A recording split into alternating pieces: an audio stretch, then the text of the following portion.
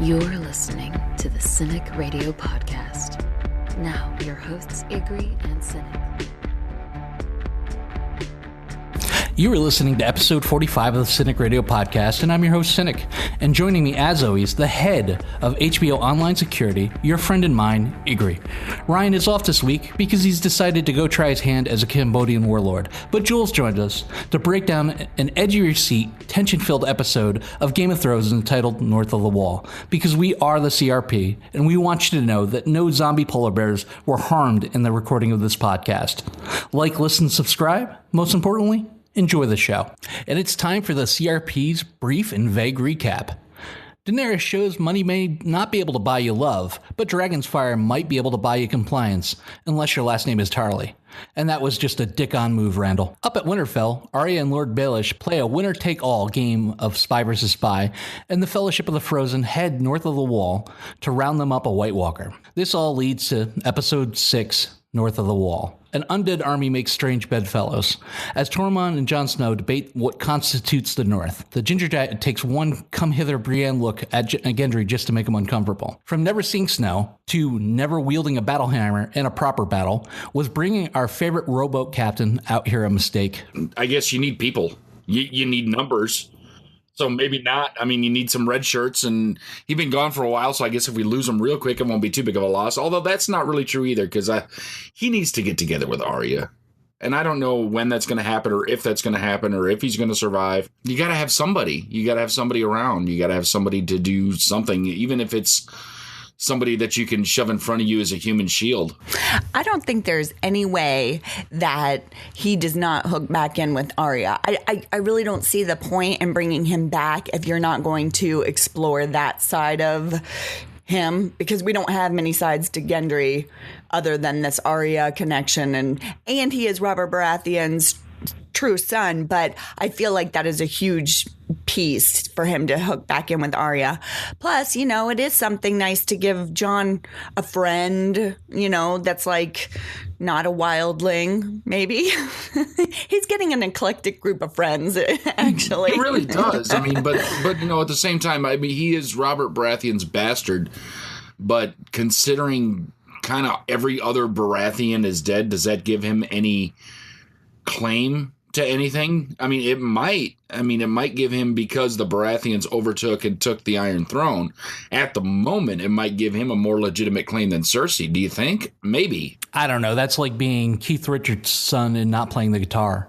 It really doesn't mean anything at this point, but no one would be able to see the world through the bastard's eyes perspective like Gendry could, and that would relate to Jon Snow in a way that nobody else could. I mean, they dealt with very similar things growing up, but Gendry was toiling away in Flea Bottom, and Jon Snow, was Lord Snow up in Winterfell.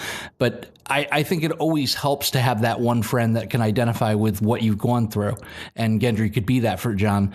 But it wouldn't be the first time that they reintroduce a character, not flesh him out, and then just kill him for, hey, well, at least this loose end was tied up. See, the point of it, IG, is you got to keep it moving. That's the secret. Walking's good, fighting's better, and fucking's best. Does Tormund's assessment of how to survive north of the wall remind you of a typical September day in Minnesota? And is he right? Has Jon Snow's time with the wildlings changed him? It might have. That's more like a late August day. It's been kind of cool here lately, so you got to do what you got to do to stay warm. I think the time with the wildlings has made him a little too proud, and I think that's true, because he was there to watch firsthand when the King Beyond the Wall was like, we do not kneel. We'll do what you ask. We'll move where you tell us to move. We'll go where you tell us to go, but we don't kneel. So I really, that spoke a lot to me. Tormund even sees that, look, just bend the knee. We get what we need. We get the help that we need. Just bend the knee. I think it was better that he told Gendry, well, we work with what we've got, when he was talking that fucking's best. That was the look on Gendry at that moment, however, was absolutely hilarious. Oh, yeah. That was a full-on come-hither Brienne look that he gave him, And it's my understanding that all happened that was like him ad-libbing. That wasn't in the script. The whole connection between him and Brienne wasn't intended to begin with. That was just something he was doing while he was acting, and they picked up on it and they ran with it. I was just going to add that I think it is kind of interesting that, Tormund, I wasn't expecting Tormund to say that about like, just bend the knee, it's no big deal, because I'm wondering if Jon maybe thought the wildlings respected Mance more for not bending the knee. So he was really thinking, I will definitely have their respect if I don't bend the knee. I can't be that guy that they can't believe in. And then to have Tormund come back and be like, yo, man, just bend the knee, it's no big deal.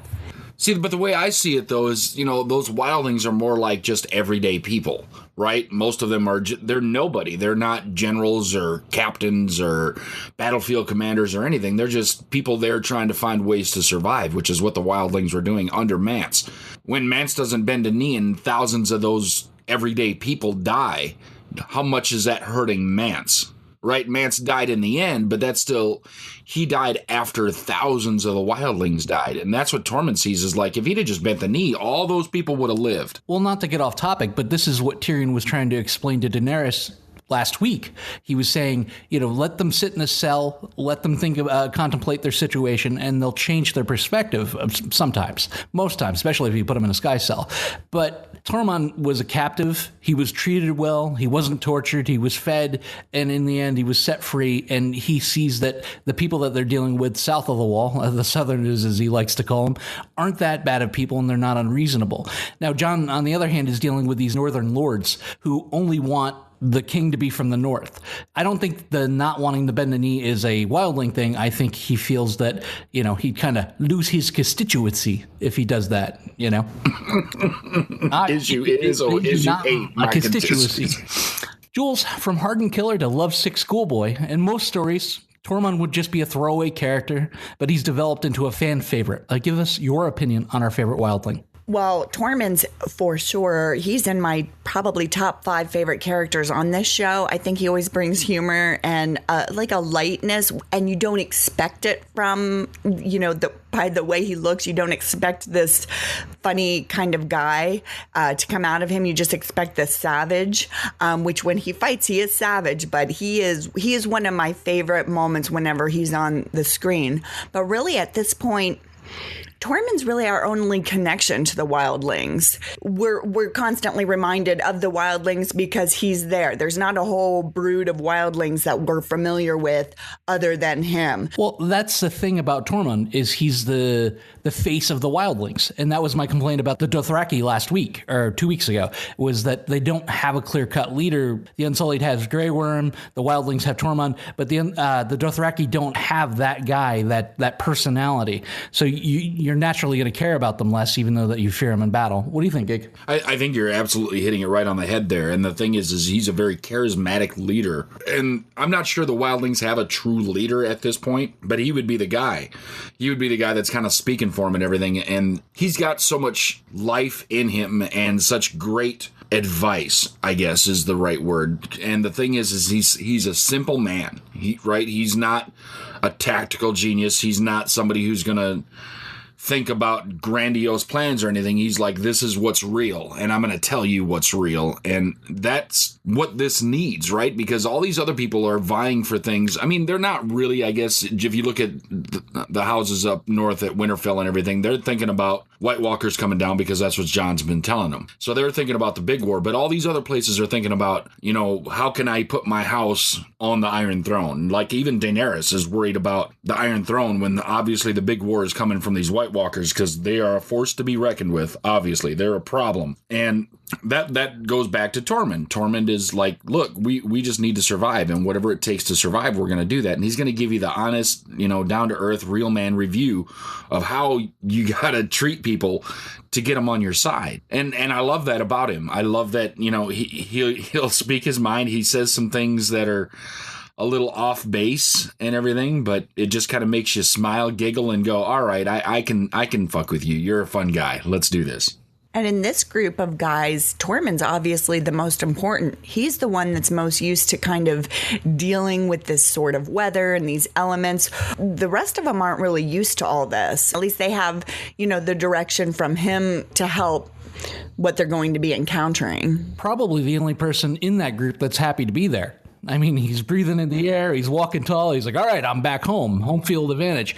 What I like about his character arc is that he goes from this growling, menacing tough guy in the tent with Mance to basically taking Castle Black by himself in the battle. And they gave him some good dialogue, some one-liners.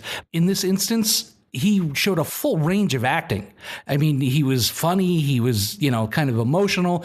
He's identifiable because, like you were saying, the only thing the wildlings want to do is survive. They're not looking to thrive. They're not looking to get rich. The only thing they want to do is just live and not be killed by a horde of undead. To identify with Tormund, everybody would. And the fact that, he was basically the life of this episode, from messing with the Hound to messing with Gendry to his story arc has come a complete 180 to a very throwaway, probably kind of unlikable character to somebody that I hold right up there with Tyrion at this point. Do you think maybe that, it just kind of happened like with what you said earlier, like they wrote him into, they noticed the looks he was doing, that the fans picked up on that, and they just started writing some of his story based on that.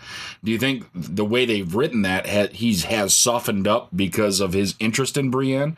That might be something right there that, I'm going to go out here and I'm going to fight hard because I need to get back to my blonde giant back at Winterfell. Well, I think it's an unintended moment that an actor captured and took the ball and ran with it the full length of the field. I mean, he's also got a really great presence online. If you follow him on any of the socials, he's just as funny in real life as his character is on the show. What are you whinging about?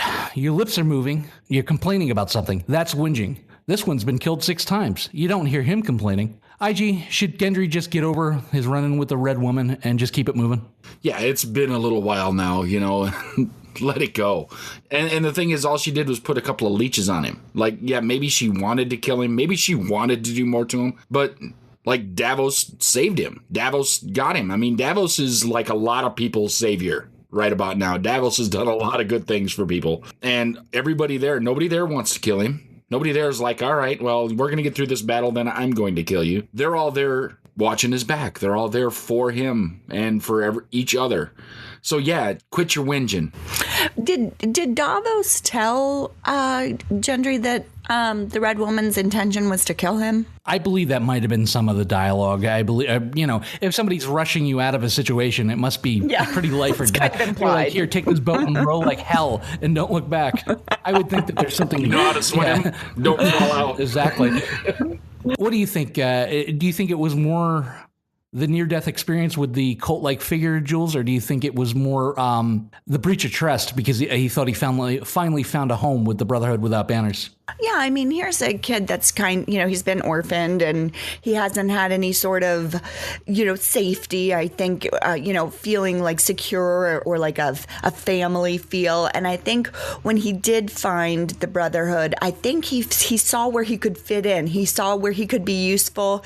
He found what he thought could be a band of brothers. So I think for him to be so easily discarded by them, when it seems like he might have made a leap of faith to, say he was going to join them, and even move on from Arya, who'd been his only safety net up until this point, really.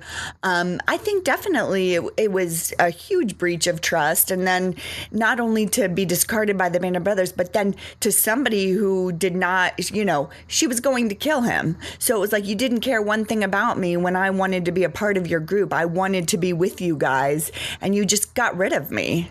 Well, they didn't give him to the Red Lady. They sold him. Being a wandering band of mercenaries isn't cheap, You still got to eat, and steal isn't free. You got to get some money somewhere. And I don't think the Robin Hood charade was working all that well where they were just swimming in cash. He was a new guy. They didn't know anything about him. They didn't know he was Robert Baratheon's bastard son. He was just some kid.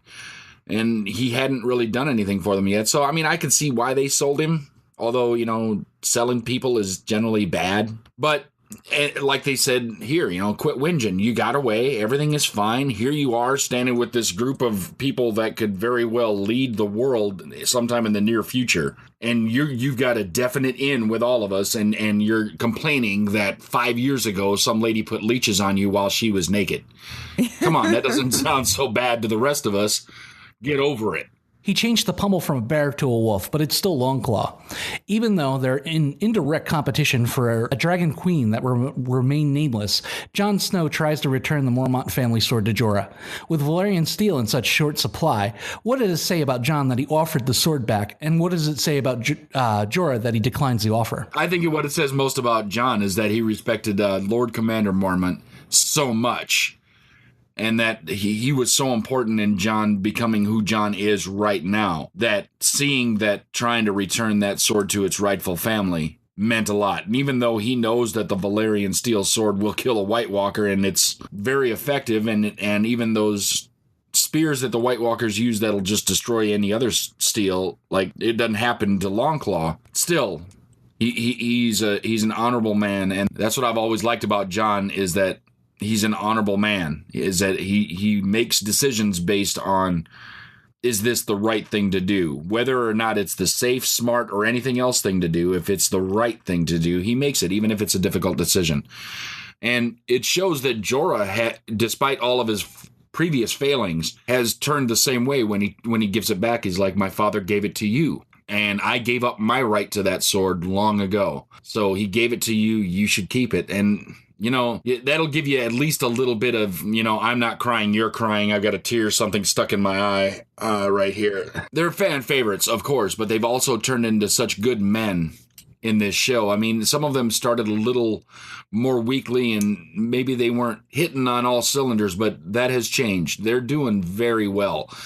And I'm very impressed by both of them in this scene, because it really shows that they care for each other's family line, they care for who each other really is at the time, and they really want each other to know that they care about each other as they stand right now. I mean, and yeah, Jon Snow has just met Jorah, but he knows Jorah's family, and he got Daenerys' blessing saying that, take him with you, he's a good man. You got to love the chutzpah going on there. I think from Jorah's point of view, it's pretty magnanimous gesture on his part to say, no, you keep it, because he obviously knew Lord Commander Mormont had to have a huge affinity for Jon to give Jon that, knowing that wasn't his son. He must have looked at Jon in a son-like way. So I think for Jorah to kind of reconcile that in his own head and recognize it instead of being like, cool, thanks for giving me that back. I agree with you. Like, it was definitely like heartwarming to see that. This episode starts out with a lot of side conversations, and they're great conversations. It makes you understand why you love these characters so much and why this is such a big deal. They're taking just about everybody that's worthwhile on the show and throwing them all in this very perilous situation. But we start the episode off where each one of them have some sort of interaction, and it just reminds us why we love them all. And it was a great conversation between Jorah and Jon about, they respect each other's families, they respect each other's fathers. And I don't think Jorah would further disrespect his dad by taking the sword back, or Jon, because Jon had earned it. Jon had saved the Lord Commander from the White Walker. Jon had served him well, even though he wasn't there at the end. He was probably his last confidant that he ever had. And I think he cared about him every bit as much as Jorah, because the Lord Commander kind of took over as a father figure to Jon while he was in the Night's Watch. He probably made him the leader that he is today. So it was a great interaction. I love the fact that he didn't take the sword back. And I like the fact that they're growing closer together, even though their eyes are obviously on the same woman. Jules Mormont's parting shot was, "May it serve you well, and your children after you." What was the meaning behind that? And do you think it made Jon contemplate his future? I didn't really think much about him saying that, because it seems to me, when something is now an heirloom in your family, Jorah's kind of given it on to Jon as an heirloom for his own family. It seems to me that Jorah is feeling pretty confident that they're going to be successful in this mission, and he's going to have something to pass down to his own children. So I'm kind of hoping that's true. I don't know. I'm kind of looking at it like, maybe Jorah knows the writings on the wall and that Daenerys is making goo-goo eyes at Jon. And even if I think that Jorah believes that Daenerys can't have any more children. I think like the womb was wrecked when that priestess way back in season 1 did her blood magic. I'm not sure that's the case. I think that, should some things happen and the Targaryen incest kicks off, that could change. But I think he's saying that, your family, even if your family is a family line of Snows now, deserves a legacy because you did enough things to deserve that legacy. So there should be a Snow house led by you that you need a sword to pass down because you are a great man. And that's what I think it said. I'm hoping it was more of a, I'm going to, cry myself to sleep in my own beer because you're going to get the woman that I want. And I put all this time and got grayscale and had it ripped off and all this stuff. And all you did was show up and mine some stuff and with some good show hair. her White Walkers and have better hair than I do. And now you get the girl. How come I don't get the girl? All the stuff I did for her. I stood in front of thousands of people and killed 18 other guys in an arena, and you stood up and said, "Hi, I'm John." But, you brought up an interesting question when you said it should be passed down to the Snow house. If nobody obviously knows what his history, they all just think he's the bastard of Ned Stark right now. But if he did do some, and let's say he only ever was the bastard of Ned Stark, but let's say he did win against the White Walkers in this huge thing, would the Snow house all of a sudden be recognized? Would anyone be allowed to be a Snow anymore? Would that be... Well, and that's the thing is I think that, the rest of these houses are all built based on something, right? And it's either conquest or money for the most part, right? That's how things are won.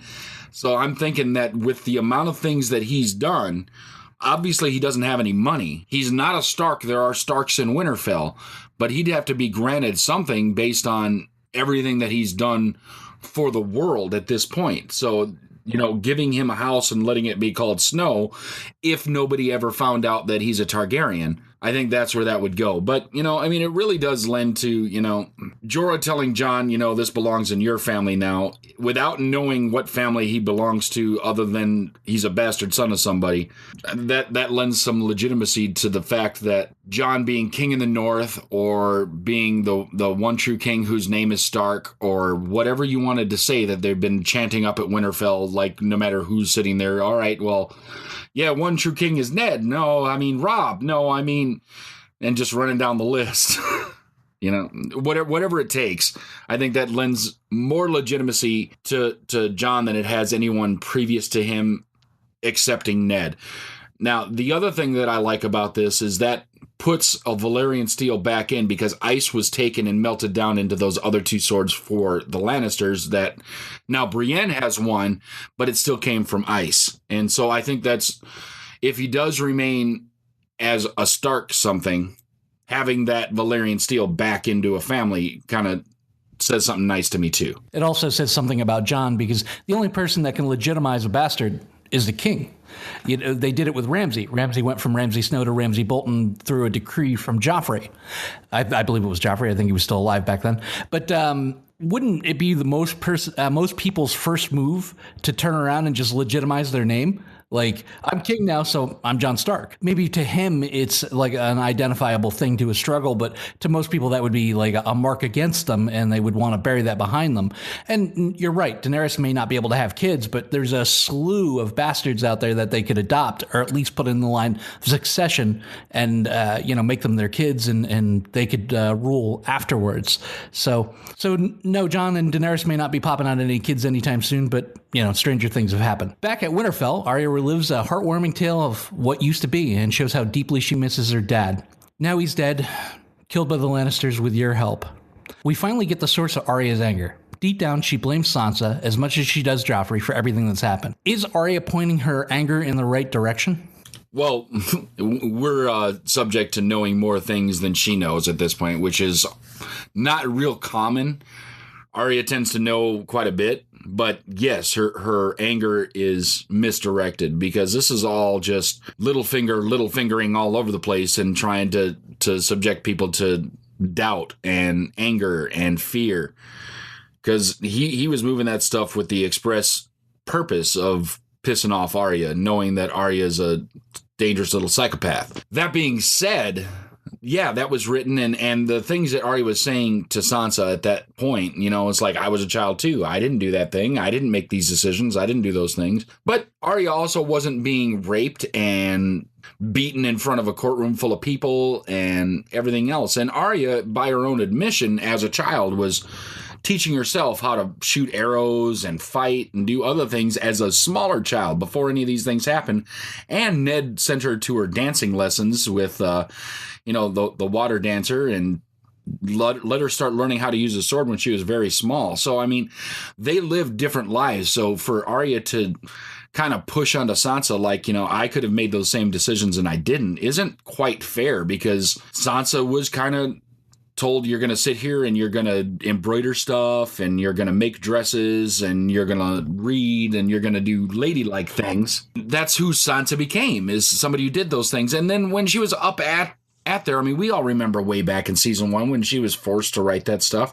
Yeah, was somebody holding a knife to your throat? No, but would she have been killed, or would she have been hurt, or would other things have fallen on her had she not done that? And she saw it as an opportunity, if she wrote that note, that maybe her father could live.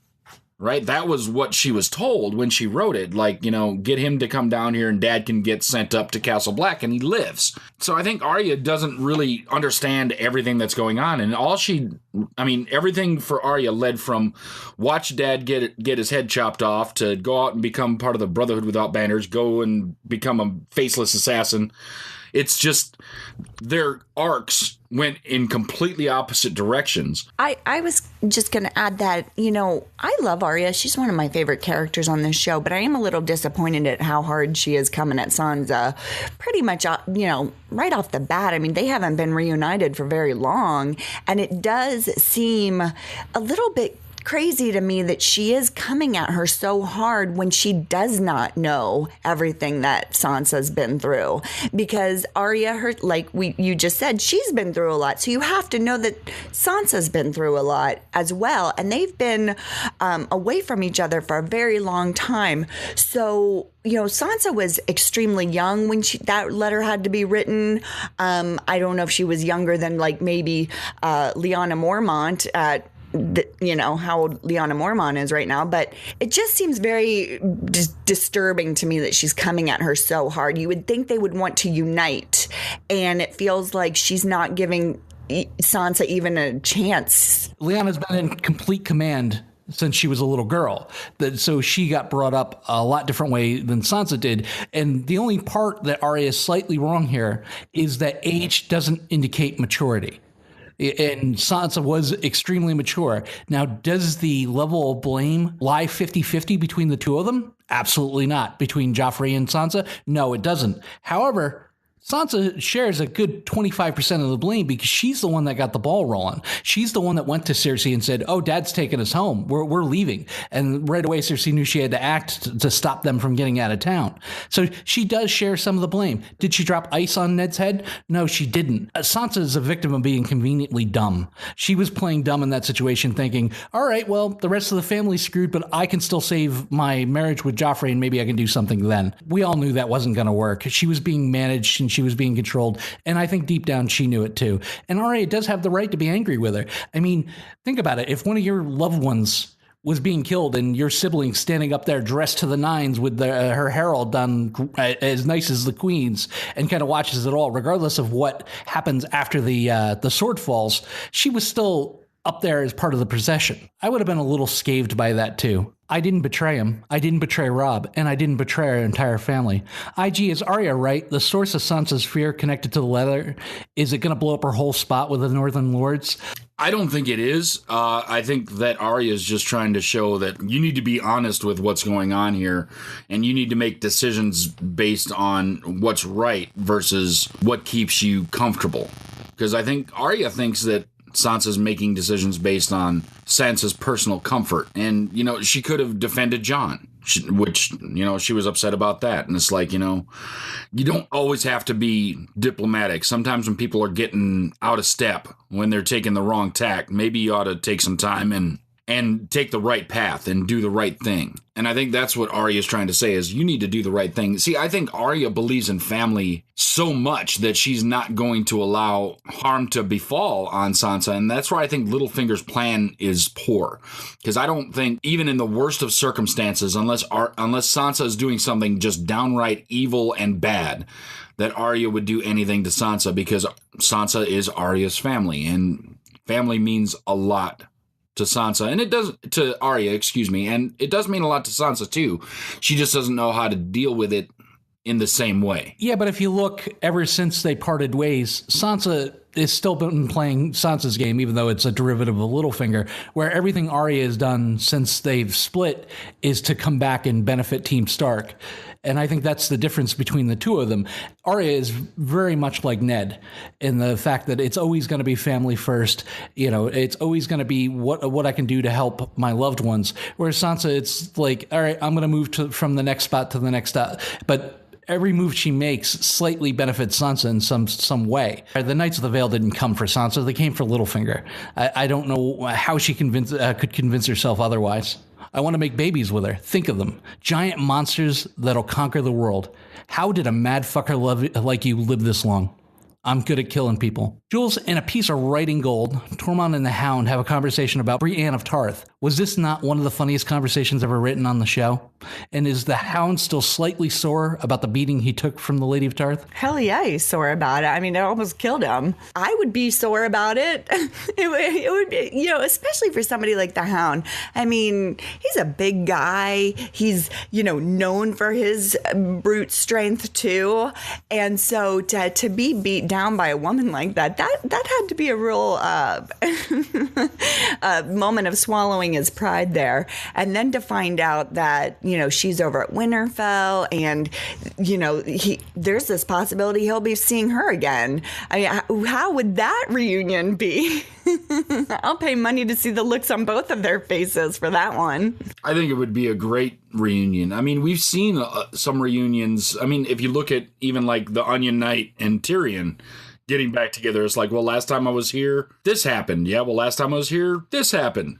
It was pretty fucking hilarious how some of the reunions of people that were on opposite sides shortly ago have worked. It's pretty hilarious. I love the conversation between them, though, because, I mean, that's the thing is Tormund is the saving grace in this whole episode, and an episode that didn't need to be saved. There's a lot of good shit going on in this episode, but Tormund just takes this and pushes it to a whole nother level. Well, and one of your favorite phrases is poking the bear. Who would poke the Hound?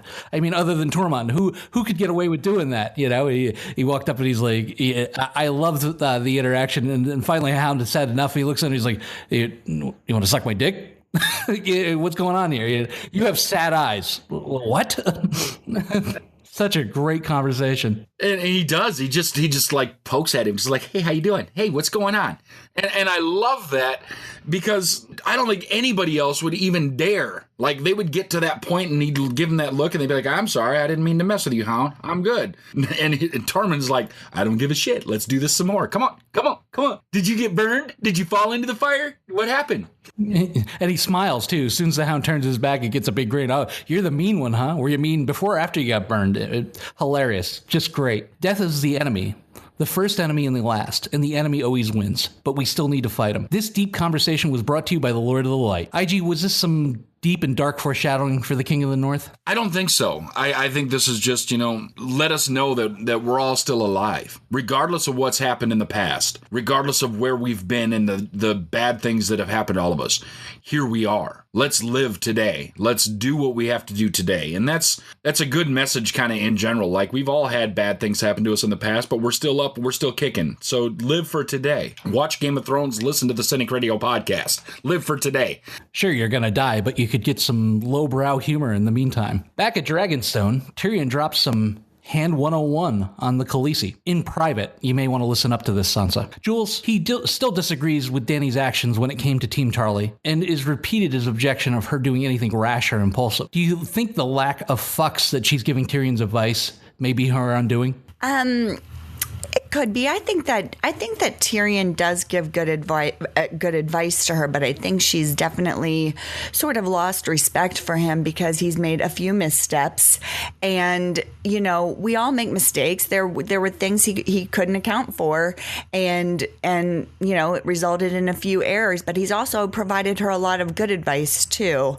So I think that, you know, when you're in the middle of war, I'm sure you're kind of besieged with all kinds of different pieces of advice coming from everywhere. But if you put somebody like Tyrion in the position of being the hand, you have to accept that he will not be perfect 100% of the time, and that there will be mistakes that are made, but move on from them and still understand that he offers you the best advice that you have been given so far. The problem, I think, is that Daenerys, with all the advice that Tyrion has given her, has, I don't think at any point taken 100% of the advice and gone that direction. At least lately, like she'll take some of it, but only use like half of whatever he tells her. And I think if she would listen to him more, because he knows how things work in Westeros more than anywhere else that they've been. He knows how things work there. So to just go, well, this is what I'm going to do no matter what you say, is a little Mad King-ish of her. Like, I'm going to make my own decisions and you're here, but I don't have to listen to you. Why do you have a hand? Why do you have somebody that's there to provide advice to you if you're not going to listen to them? And I think more than Daenerys' undoing, it might be Tyrion's undoing, because she might think that he's trying to subvert her and do something to hurt that relationship, where he may make decisions more for self-preservation than for helping the greater cause. Jules, if Dany continues this checkers mindset to the obvious game of chess that the Lannisters are playing, do you think she'll wander headlong into a trap? Well, I do feel like it's hard to know who's winning right now because the Lannisters have stumped her a few times. However, she did just take down their whole army, in one fell swoop there last week. So I don't know that she could necessarily walk into a trap. I mean, it's definitely possible because they have stumped her a few times so far. And if there is somebody that is possibly being a mole for the Lannisters, it's a lot easier for that to happen. But I feel like Dany's winning ultimately because she has those dragons, and the dragons, I mean, really, if she wanted to use those dragons right now, it would all be over. Well, the thing is, I think she wants to win the war, but she also wants to win the people. So she can't use the dragons like that. She won't use the dragons like that. She does believe, because all of that advice came when all the other houses were still alive, when they still had Dorne, when they still had Highgarden. All that advice came then. So she's not going to just go and burn up King's Landing and take it that way. I think that she could be walking into a trap, but I think she's never going to show up somewhere, at least not partially prepared. But did you find it odd, IG, in the middle of the conversation, Tyrion asked her to name a successor to the throne? Does it deepen your belief that the imp might be handing dirty? It does a little bit. At the other side, I think that he makes a valid point, because she does keep putting herself directly in harm's way, like right there. And what happens if she dies? Who's supposed to lead this if she dies? So yes, I think there's a little bit more. That's still lending into, that's another point leading into my Tyrion might be a mole, but it's also leading into, what happens, because I mean, you don't see Cersei out on the battlefield that often. John's not known to anybody to be anyone other than King of the North, which isn't really anything. It's something that the North Territory kind of made up for themselves, but they're really more a warden than they are a king if you look at it properly. So I don't know. I think that Daenerys putting herself in trouble and not having a plan if something should happen to her is kind of short-sighted. So I think I can lean either direction on whether or not Tyrion is a mole. I think there is a mole. I think that the most logical one would be Tyrion, but it might not be. And that's where I think that Daenerys does need to think about things more as a queen than as someone who's trying to win a fight.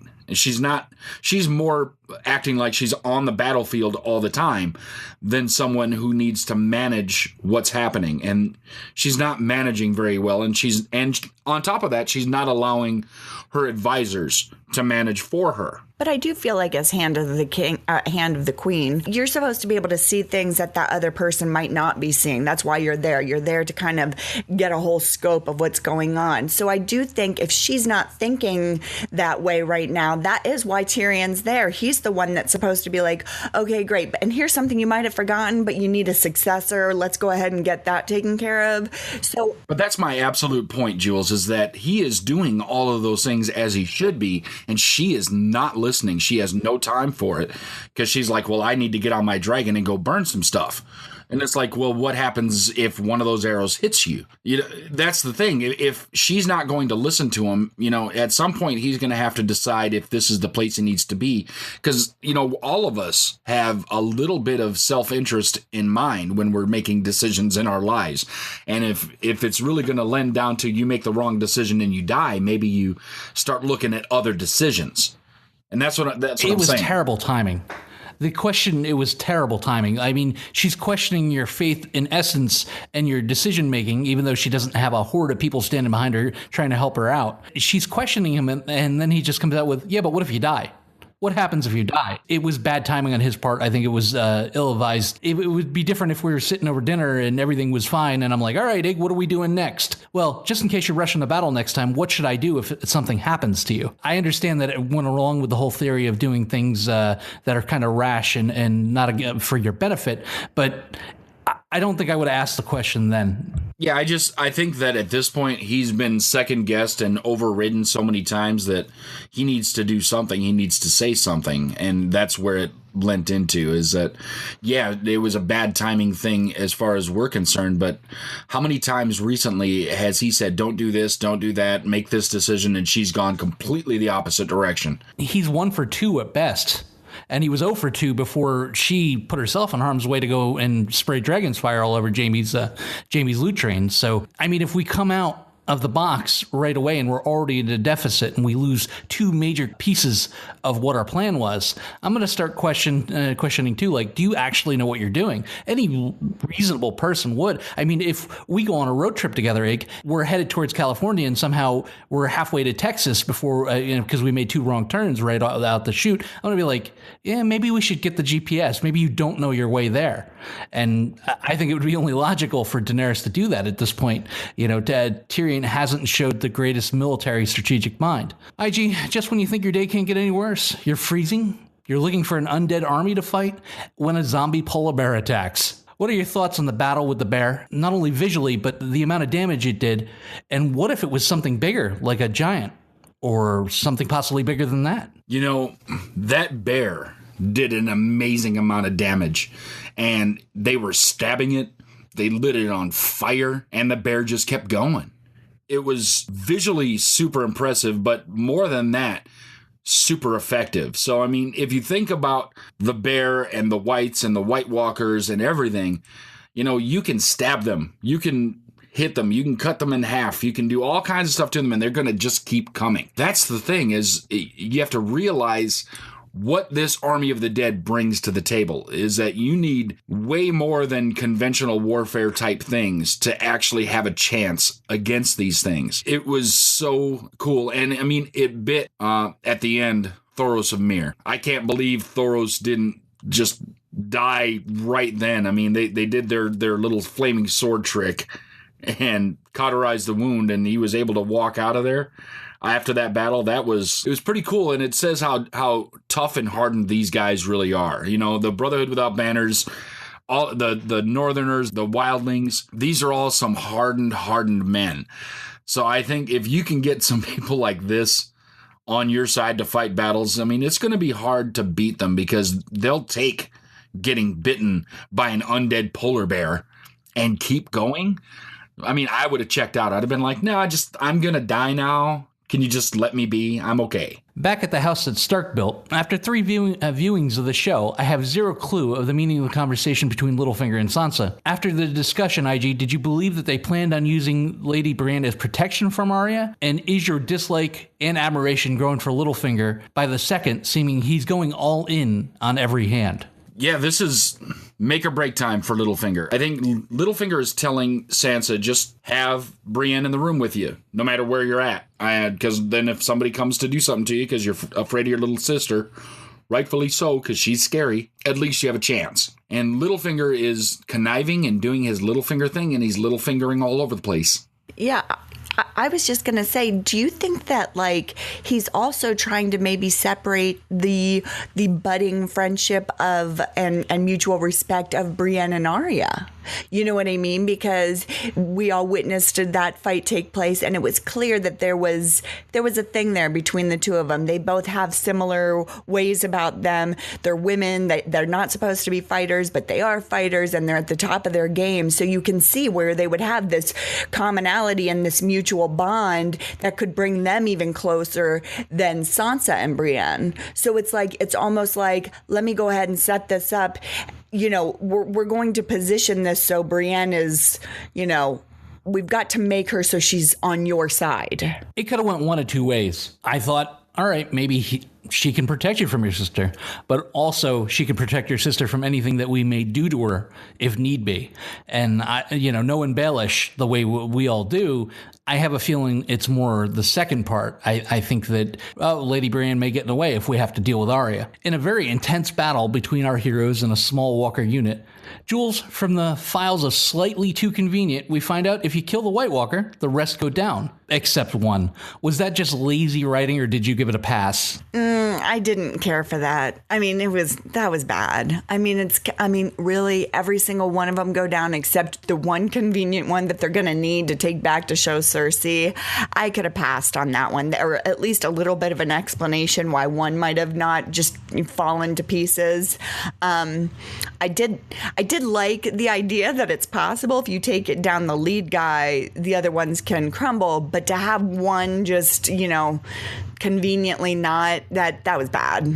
I don't know. It didn't seem all that lazy to me. It seemed like it would work because what it seems to me is like, if you remember old things, there have been some vampire movies that if you kill the top vampire, all the ones that were created as vampires under him go back to being human, or they die. I've seen it both directions. So what this said to me is, whatever White Walker turned you into a white, if they die, you're no longer a white. You just collapse. You're done, right? Because, I would think that none of these people want to be undead, right? The undead are just they're shambling along and they're under the control of the White Walkers. So it did seem to work for me, and I can't believe that, you would only follow the White Walker that made you. I would think that you would just horde mentality, follow the path that has some people there. Oh, I want to be with some. So it did work as far as I was concerned. It was a little convenient, but suspension of disbelief with all this, it needed to be convenient to push the story into the next portion. Yeah, I feel like that's a real stretch there, but okay, I'll give you that. Well, and then, that White Walker with his scream, they speak some different language. So it wasn't as convenient as we thought it was. On the rare occasion, IG, I'm going to disagree with you here. I thought it was extremely lazy. Could we have left 2 or 3 alive and maybe they killed 2? It would have took as easy as them just stabbing them with some obsidian, and then we could have grabbed the one that we wanted. And with their giant sack, maybe they could have brought like a gag or something. Just sit there and let it scream and not, knock its jaw off or do something to try to stop it. I thought was just bad. But leaving one alive for us to jump on it, although I did love the fact that it was Tormund that knocked him out, or at least knocked him on his ass. He just dropped his weapon and was like, all right, I'm just going to swing. We'll see what happens. But I thought it was extremely lazy, and it was done for time. It was done just to push the storyline along. And I can't believe that he just kind of wandered off with the wrong undead unit. And, he's the only one alive. Like, all right, whatever. IG, undead guy in a sack, check. We can all go home now. And that rumbling starts in the distance, and the entire undead army rains down on our heroes. Does the Night King have the most dramatic entrance of all time that we've ever seen anywhere? Maybe with the exception of Hulk Hogan in the 80s? I don't know. He might beat Hulk Hogan. He needs a little I Am a Real American type song to come into. But other than that, I think it's right up there. That's the thing. The Night's King has just... He's not spoken a word, but the charisma that he has and his, hands up, come at me, bro, look that he throws every time he shows up. There's something to be said about it. And when you can command that size of force kind of through your mind and get that rumbling going, that's got to be scary. And I can't believe that I'm hoping that all of these guys were wearing their brown pants. Because they're going to need to be wearing their brown pants. This is what I don't understand. I don't know how they didn't think they were going to come across this. You know what I mean? Coming out with 7 guys. How did they not think they were? I mean, they were at Hardhome. They see how these White Walkers roll. Like, they're not coming 1 or 2. So, but they have all those that have been north of the wall have at times encountered 1 or 2 off to the side somewhere. And I think that was the hope, that they could encounter a smaller group, do their thing, grab one and get out. I mean, I see the logic in the plan, because it has happened in the past where they come across onesie twosie. I mean, and this one was like come across 9 of them, they still had a chance. It's when you come across 40,000 of them, that makes it a little rough. Well, that's it, and they swarm like ants, too. They come piling out. They take the only thing that Gendry owns in this world, and they take it away from him and tell him to run, Gendry, run, which, terrible. But then they get pushed back onto this frozen lake, and it looks like they might need a bigger island, because the lake shore is dark and full of terrors. So the Hound would say, Jules, that our heroes are proper fucked. At this point, when they're surrounded, the water's freezing, they're running out of time, there's tens of thousands of undead enemies around them. Did you think there was any chance for them to escape? Well, yes and no. Yes, being that I'm watching Game of Thrones and like these guys have to escape somehow, but no, because it's like, how are these guys going to escape? They're they're completely surrounded by water. You're not going to be able to survive that when you all fall in. So I definitely was biting my nails. I also find it funny they sent Gendry running when he's the one least used to snow. And and anything else. It's like, sorry, go deal with the fact that you're going to have to go run in these frigid temperatures and get to where you're going without any defense on you. You have no hammer or anything. He was proper fucked too. But he's also the youngest and the less beat up. All the rest of these guys have been through battles and everything else. They've taken their licks. Gendry's been sitting in a blacksmith's hole just pounding on an anvil with a hammer. Gendry's the smart decision. They said it right there. You're the fastest. You're the fastest and you're the most expendable. Now go. And take it, just in case you encounter another polar bear, we're going to take your weapon too. Just run. Don't give him a dagger or anything. Just send him out unarmed into the Underdark. So I've got a real problem with the next scene. Sansa gets a raven. They want her to go to King's Landing to meet with Cersei. And she turns around and she sends Brienne away. She's sending her basically into the lion's den, and rudely at that. IG, what did you think of that scene? What do you think of the motivation there? And did you lose what currency she might have built up over time by doing it the way that she did it? I think she lost a little bit of currency. I think the way she was so cold about it. Now, I could understand Sansa not ever wanting to step foot in King's Landing while a Lannister is in there ever again. I understand that. That makes sense because she went through some serious shit there. But couldn't she have been nicer to Brienne, who's been nothing but loyal to her? Couldn't she have said, I can't go back to King's Landing. I don't trust that anything's going to happen, no matter if we bring the entirety of the North Army with me. I'm afraid something else will happen to them and me and everything else. I get that. That being said, I mean, I didn't lose all of the currency that she's built up, and part of me says that this is a way to show Arya, like, look, I'm here for us, and I'm not leaving the North because I'm supposed to be here. Somebody is supposed to be in the North, and if I'm the Lady of Winterfell, I'm not going to leave. Our mother did that same thing when she was Lady of Winterfell, and then died in some foreign house.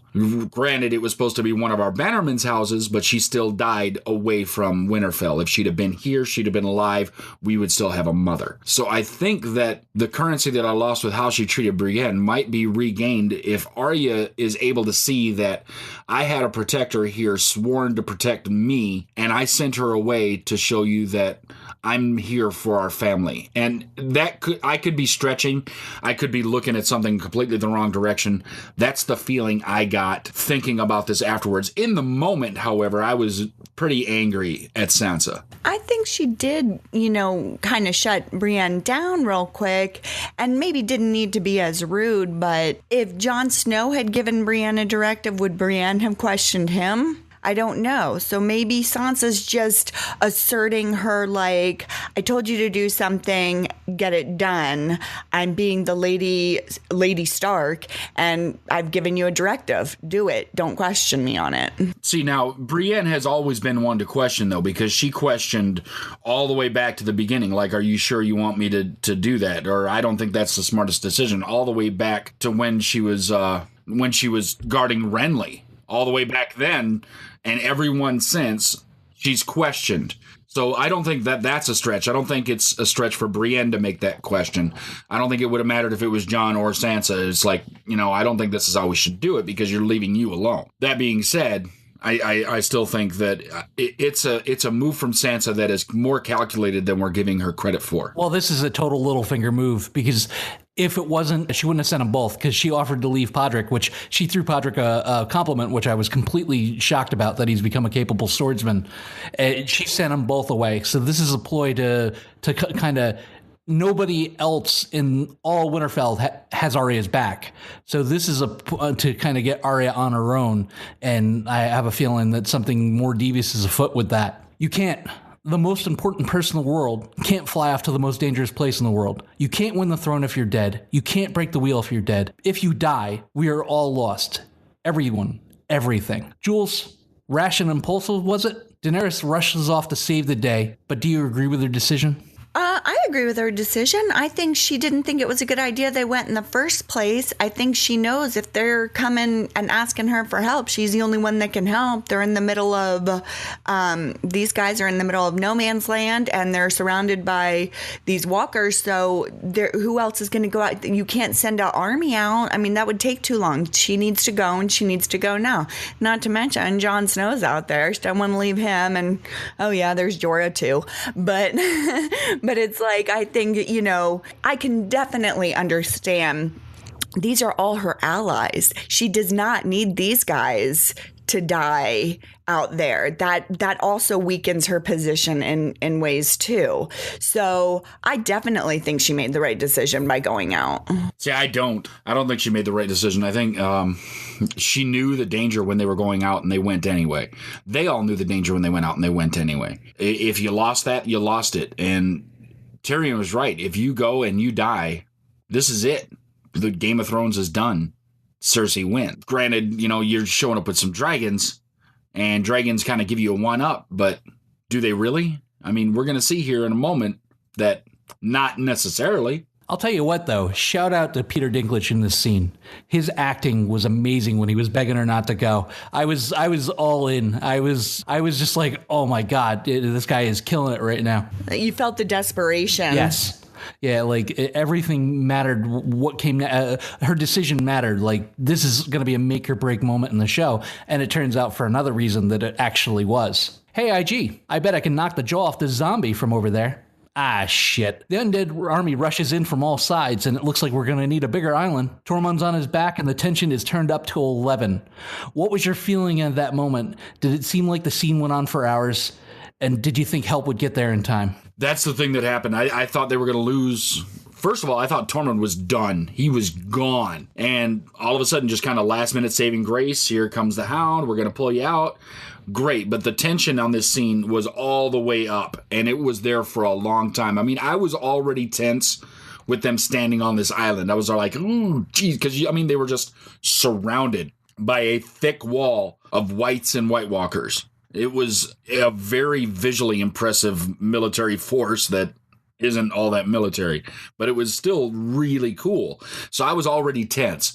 And then when, if the Hound had just learned to stop messing with things and just stand out there, all those whites and White Walkers thought that they couldn't get there because there was water, and they don't swim apparently.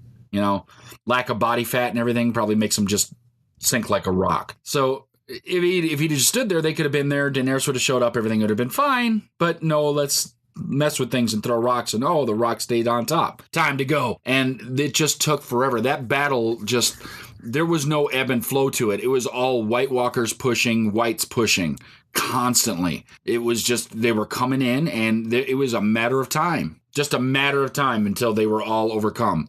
It reminded me a lot of that, the things closing in during Battle of the Bastards, but the tension turned up even further. Yeah, there was points in that scene where I felt like I couldn't breathe.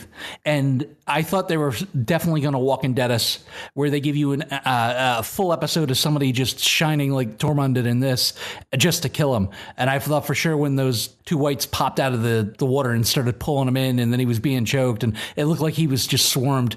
You know, you kind of forget that this isn't Walking Dead where you can be bit and you're done, so they actually have to kill you. But it didn't look good for, our favorite Ginger. It looked like it was curtains. And then everything seemed to slow down. Jon Snow stopped fighting. Like, he's just looking around him like, all right, we're out of real estate. And now they're coming up from the back. Then when they did get Tormund, they backed into each other and they just kind of gave each other that look like, this isn't going to turn out well if something doesn't change real quick.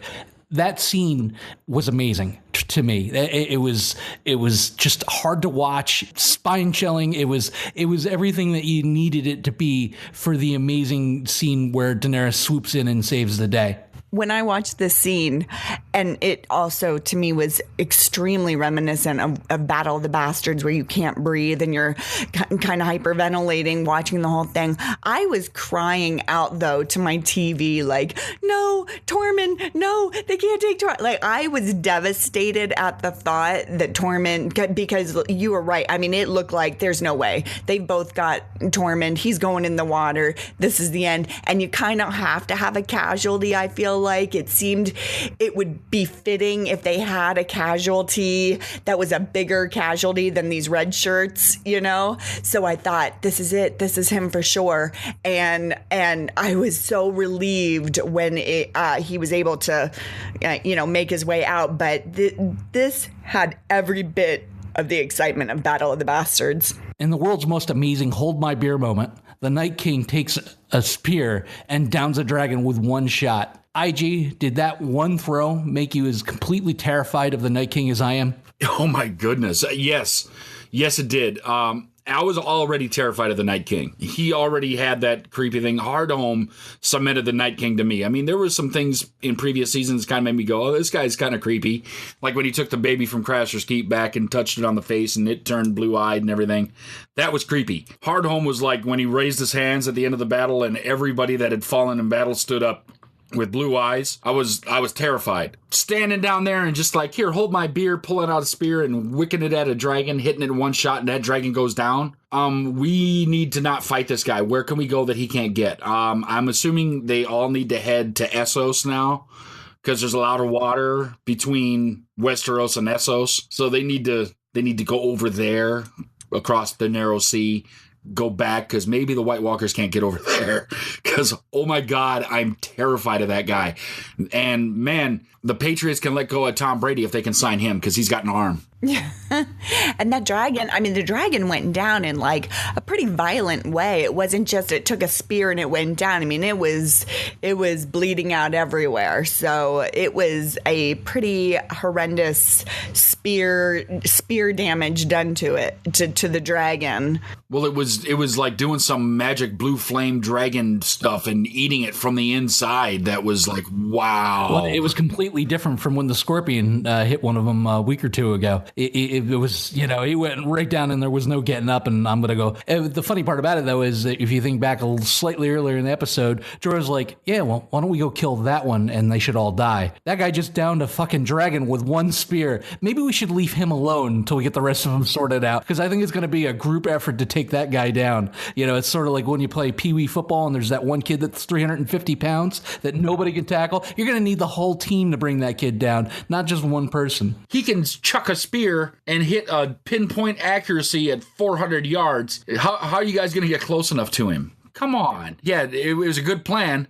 sound plan, but it didn't work. Do you guys think that Jon Snow can be partly in the blame for all this because of his heroics running off and making sure that the path is completely clear to get away? If he would have just jumped on board with the rest of them, they could have been out of Dodge maybe before that dragon got taken down. Yeah, I think so. I would agree with that assessment. I think for sure he definitely had to kind of, keep being Jon Snow and keep being hero. And I was wondering why he wasn't jumping on. I was like, what more do you have to do? You have the dragon right there. It's okay. You can get on the dragon and we'll be okay. So I wasn't sure why he did that. And I do agree. I think had they all just taken off immediately, because it almost seemed like in slow motion when the guy was grabbing, the walker was grabbing the spear and then chucking it. So it's like it felt like they would have had enough time.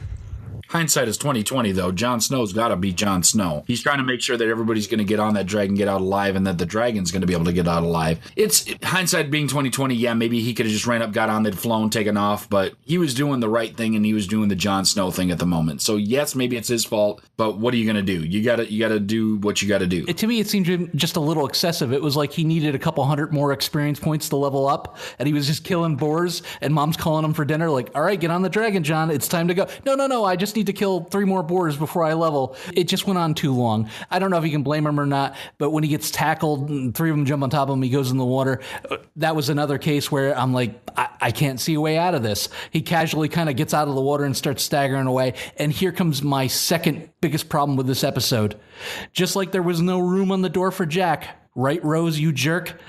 There's no time for Uncle Benjen to escape. IG, did they just completely throw away Uncle Benjen's character? They did, and the thing is we've had so little of him. He's a lot bigger part in the book. In the book, I think he's referred to as a character called Cold Hands, and he spends a lot of time around Bran and everything else, and I don't think they'd gotten to this point in the books yet, so we're kind of in virgin territory. But I like that Benjen showed up. I don't like that he didn't just pull down an arm, pull John up onto the horse and ride off into the sunset. That would have worked better for me. But just to have him jump off here, get on the horse, there's no time, get out of here. No, there's time. You can both get on the horse. And Benjen is kind of spry anyway. He should have been able to get up there and they could have ridden off together. Because there's no way those Whites and White Walkers could have kept up on foot to that half undead horse or whatever that Benjen's riding around. I was really upset. Yeah, this was one of the few big problems I had with this episode was that, because we're probably not going to see Benjen again. Well, between the two things that we named, it definitely caused at least a point for me, because some of it just becomes unbelievable sometimes. And we had him go out with such a whimper. Like, all right, so he did his one thing when he ran in, and he took a bunch of them down. He went to do it again, and they jumped on him, and he was dead. I mean, at least give the dude some sort of epic finishing move where he takes them all off the ground before he dies. It was just a complete disregard for the character. I thought it was just a throwaway. Or at least a spear from the Night King or something would have been cool. Like if he'd have got chucked with a spear from the Night King. I would have accepted that. That would have been, that would have been epic. Okay, that's an epic death. I'll take that. But just, getting surrounded by whites, lame. Jules, do you want me to answer? Are you sure? The game of faces didn't turn out for the last person that asked me a question. We join Arya and Sansa one last time in mid-meltdown as Sansa's going through Arya's things. Can this reunion at this point lead to anything but bloodshed? Also, by what we saw and what she said in the scene, did she shed maybe a little bit of light on how the faces work? Arya was a little bit scary to me in this scene. I know you all call her a psychopath often. I still refuse to see her as a psychopath. I really want her to be, just looking out for the best of her family. But there's something about the way she is cold and calculated in the manner in which she speaks. And can we just discuss Sansa stumbling upon these masks? Can you imagine being Sansa and being like, what the hell's like, what are these? I definitely feel like Arya was trying to let it be known that don't mess with her. She's got the ability to do things that Sansa probably doesn't have the ability to comprehend that she knows how to do. So she's just putting that threat out there to her. But I think Sansa's going to take it too far. It takes Daenerys seeing the undead army and the Night King and losing a dragon for her to finally understand that the danger that lies to the north is real. And finally, Jon commits to her being his queen in a touching moment. But something more evil and potentially game-changing has just happened in that moment. As the dragon is pulled out of the water by large chains and the Night King lays his hand on him, the blue eyes snap open and we go to black. IG, your thoughts on the Night King's new acquisition, the episode, and your rating? The new acquisition. Oh my goodness.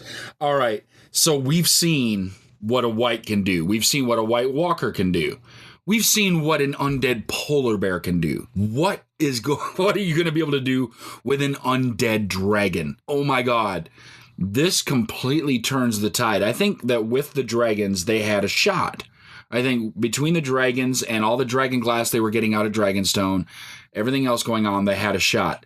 Giving them now air support messes with this a little bit. That was an oh my God moment. And this show is full of them. That is almost the biggest one that has ever happened. An undead dragon, I didn't see that coming. I saw the dragon go down. I thought, oh man, now they're down to 2. There's still 3 dragons in the world, just one of them is fighting for the other team now. This episode was full of a lot of things. It had some lighthearted moments, had some humor, had some very deep thoughts.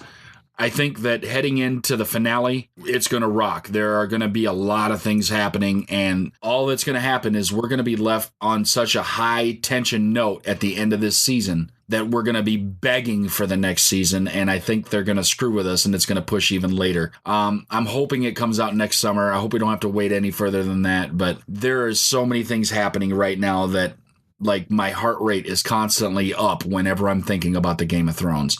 There are a couple of things knocked off on this episode. The thing with Benjen knocks off a little bit. I think the tension in that scene on the rock in the lake went a little too long. I think it was too tense for too long without things happening. So that, unlike the Battle of the Bastards where there were some ebb and flow, it seemed like it was going all one direction so long that it just almost got to the point where it's convenient for the dragons to show up. So I'm going to knock off a little bit for that. But there's so many things that pick it up. Tormund by himself probably added a point for me just in everything he did. The Hound in how he acted, and I mean, even in the fight out there on the rock, hitting the ice with his hammer, added a point for me. That was amazing to see that the Baratheon hammer having some way in this battle did a lot. Beautiful to look at. So many great iconic scenes in this episode. I gotta love it. Cynic Radio Podcast. My view on this has got to be, I'm going to give it a 9.5. I'd love to give it a 10. I can't. I'm still going to put some of these other ones ahead of it because of the things I just mentioned. It is a great episode and a lot of good things, and you will literally be just begging for air when you're done watching it. For me, this was the top of the heap as far as episodes from Game of Thrones go. I didn't really ever think I was going to be able to top Battle of the Bastards. It's just that episode to me has just stood up every single time I've watched it to be the top episode. But this episode took my breath away in a way Battle of the Bastards didn't even take my breath away. So I'm rating this a 10 across the board. This, as Ig pointed out, this had great moments in it. I feel like the humor in this show is great when there's so many heavy points. It is nice to have the humor, and I loved getting to know the guys in the beginning of this episode when they were walking, and it was like you got to see moments with each of them in different pairs and how they knew each other and what they have in common and what brings them together. I'm a little scared for Sansa going forward because I'm not sure what's going to happen between her and Arya, and I want them to be sisters. I want them to be united. I do not want them to be on opposite ends, but I feel like Littlefinger, he's never going to let that happen because he knows it will be his own demise. So to me, the idea that the other side now, the Walkers have a dragon, that, I mean, you really can't top that. I mean, maybe this dragon breathes ice. Like Drogon breathes fire, and then this dragon comes behind him and breathes ice. Who knows? I have no idea, but this is going to be epic to find out what it is able to do. So I'm excited, and this absolutely 10 across the board for me on this one. North of the Wall for me had a little bit of everything. And the nice part about it is when they cut to other scenes, it didn't feel like they were just filling for time or breaking up the scenes to build up the tension. Everything in this episode was pretty important. The acquisition is an absolute game changer. I fear for the safety of everybody involved at this point because that dragon is going to be a problem. For me, it was intense. It was exciting.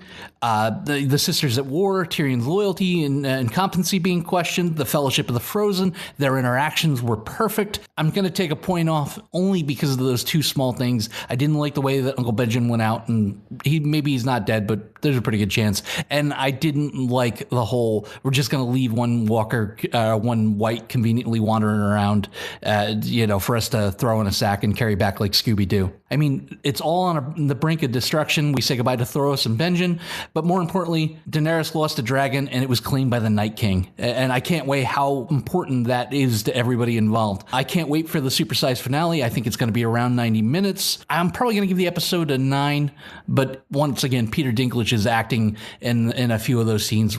Simply amazing. Probably some of the best done on the series. So there you go, Cynic Radio Podcast 9.5. It's been a great episode. If you haven't watched it, go watch it. If you have watched it, go watch it again. You're going to love every moment of it.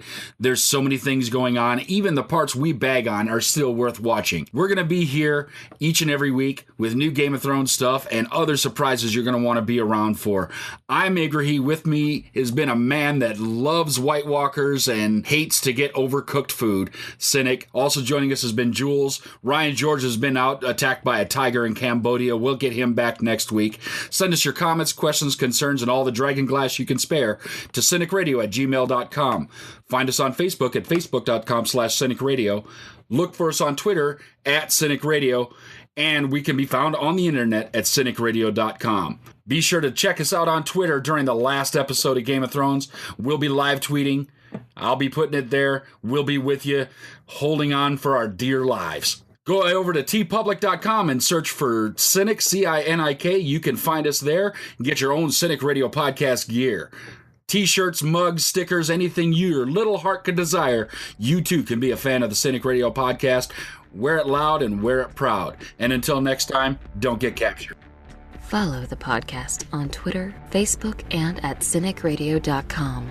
Available for download on iTunes.